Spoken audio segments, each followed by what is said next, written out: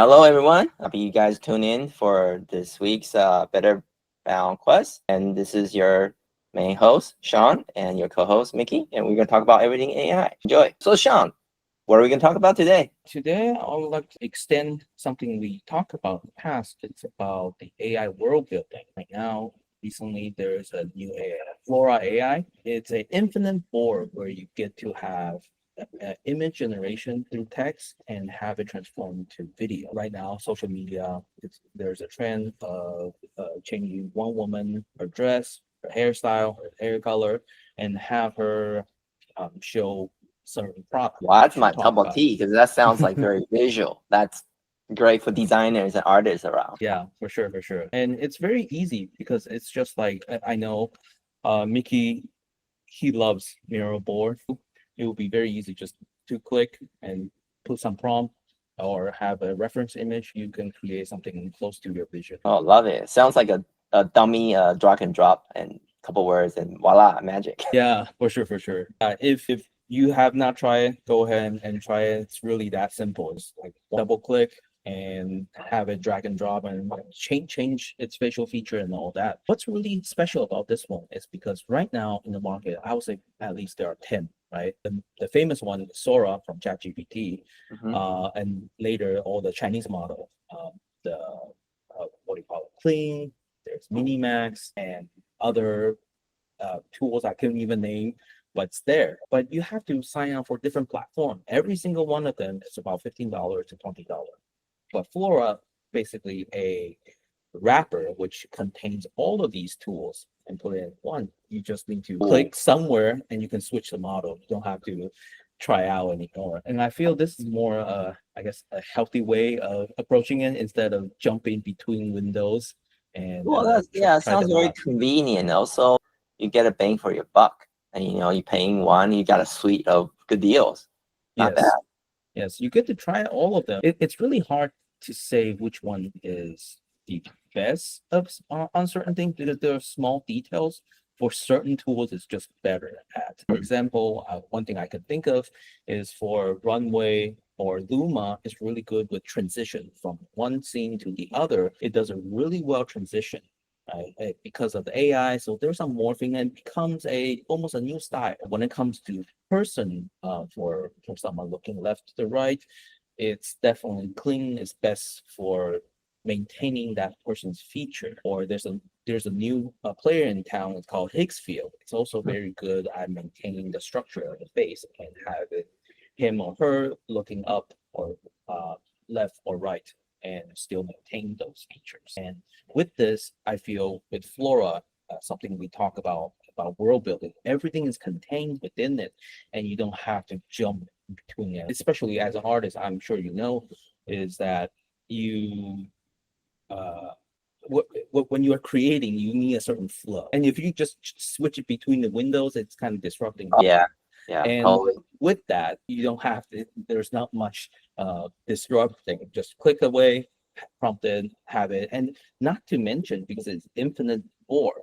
So you get to see your past and compare them and find the one model that's for your workflow. And I feel that's definitely the way to go. Awesome. I'm really looking forward to try that. Make sure you add it to this, on the bottom, so people can find it and give it a little try. That's something I want to share. Anything else from your end? Been interesting because I've been looking at just the world, in terms of where the Trump administrative, and I have a feeling that's giving a really good push in terms of automation, just because of the high rise of labor costs, materials, retail prices, and the ways to operate a company. And so, as a company founder and CEO, you are always looking in ways to cut down costs, to maintain a structure where you actually have a better sense of profitability at the end of the day. And with all the humans that are being so expensive now, we can hardly, afford them,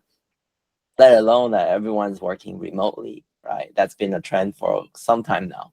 So the big boys, Google, Meta, and they're all giving Amazon, like all giving a call back, like, hey, you gotta work, certain days at the office because the productivity just like goes down the roof. So they had to hire more people, which is super expensive, to make out of the loss of productivity. My observation is just across the board, just the CEO who's learning, who's talking to people like you and learning what AI can do, and really think about and carefully set out different stages of understanding it and strategizing what to use and implement in their company, and find the right experts to set up various AI agents or like AI automations or like certain knowledge base where it just kind of empowers the whole enterprise at all different levels, but still with privacy and control. And I realized like, wow, that's really Trump in a way. What he does is actually really, really pushing that to accelerate that in some ways. It's going to be very interesting because with that push and that anticipation, we're going to be working more with more automation robots as an outsider, because I'm working and talking with a company. I'm going to be expecting more like agents, or maybe they're human, maybe they're not, but I couldn't tell the difference because they're so good. So that's going to be pretty interesting. So that come to be the second realization is like, wow, as a human, someone with blood, fresh blood, heart and soul, and I want that warmth. So now when I hear a project, something that has involved a lot of human activities, it's sort of like like opposite of like automation and AI. And I just feel like, oh, that's cool. That's interesting. From this point onward, it's sort of like moving into different direction in terms of how you feel about a project when you do know there's a human or non-human standing behind it. And so that's kind of my 2 cents, my observation of the market. Something I thought about going to the automation and having some of the AI replacing the human job or working side by side. There's one thing, it reminded me of the news that I saw today. Are you aware of this company called Yokai? OKAI. No. So this is a company that does robotic ramen. Oh, I know. Yeah, they're X Go, I believe, or maybe something I like think that. is X space. Yeah, Yeah. they install the system inside X Space and test it all. Yeah. And I believe they also put it in Berkeley and other school at MIT to have, so basically robotic arms and other things. So they use the idea of capsule coffee, but on ramen. So instead of you have to prepare everything, Pour and drink. yeah, that you can cut it. Everything has been prepared. They cut it and they put the chashu on it and ramen. And right, people think of it as impossible, but now it's a vending machine ramen fresh out. The robot just prepares it for you. But I think a lot of tasks we thought it was possible will be possible, and with less people do it for that task. Yeah.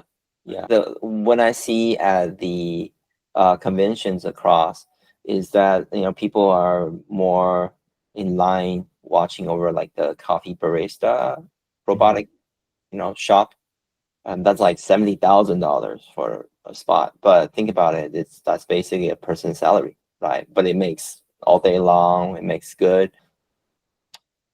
The other side I'm looking at is like, okay, you got like noodles, there's even like boba drinks where you can like click the menu and have like hundreds of combination as you desire, where from the sweetness or the how many ice cubes you put in to make it your own. And I realize that as humans, our labor getting more expensive when we go to like a retail space or a boutique shop. Maybe in the future, I don't know, 10 years, 15 years from now, will be served by non-human. I kind of eerie or scared about that whole dreadful scenario that is coming to town. I really hope that the future is there's still some human to human interactions, and I hope they're still there. Anyway, fingers crossed. Yeah. Another thing I noticed is a worst combination that I can think of for, I'll say, for any country is AI automation plus outsourcing. It would be even cheaper than anyone can imagine. Oh. Right. I see. Yeah, I did remember there is a lot of these robotic like you're doing like randomly a whole building like theme park. You have a lot of trucks and duck dicks and stuff. They're all like remote control, like robotic in some ways. And you have someone who's using their own home system and just controlling it from like miles away. And by that mean like if you're even outsourcing to India, somewhere like Mhm. even cheap. Because Yeah, because our call of course. centers are always there, right? You hear those Hindu sound, you know. Yeah.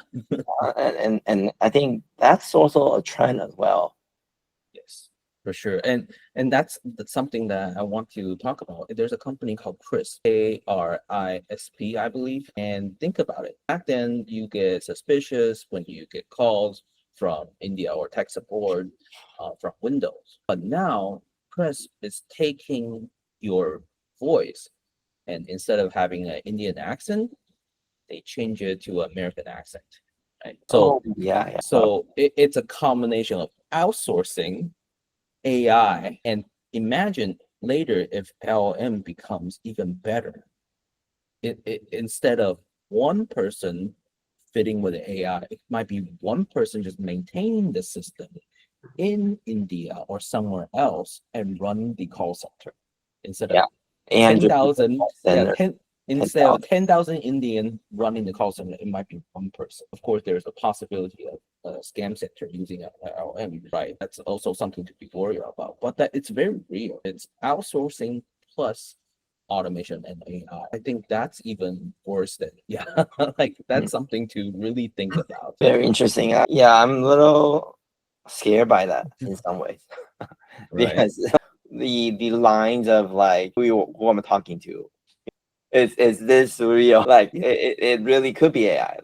Right. I know there is a CEO got scammed about $43 million because they have like a Yes. call super realistic user so their phone the CEO's voice, Yeah. and that's like overlaid, you know, so the secretary like couldn't tell, and so I was like, wow, Yeah.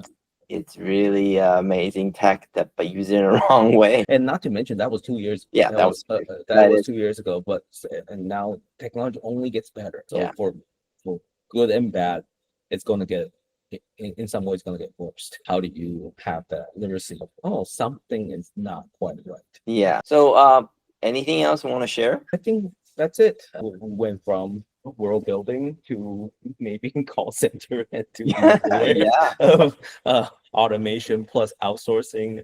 Yeah, that's a wrap. it's a wrap, guys. And you play around with Sora. I think you'll get a kick out of it. And I'm gonna do that the same as well. And guys, talk to you guys next week. Bye. Bye.